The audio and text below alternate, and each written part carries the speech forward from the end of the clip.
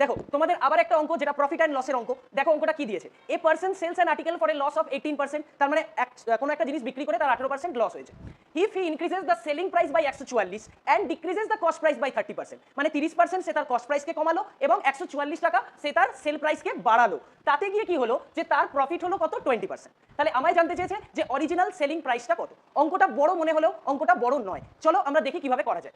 যদি 100 টাকা আমার কস্ট প্রাইস হতো তাহলে সেল প্রাইস কত হতো 18 টাকা কম, তার মানে হচ্ছে 82 রুপিস, এটা সেল প্রাইস হতো। এবার দেখো কস্ট প্রাইসকে 30% কমিয়েছো, মানে 100 এর রেসপেক্টে 30% কে তুমি কমালে, তাহলে কত হলো 70 টাকা হলো।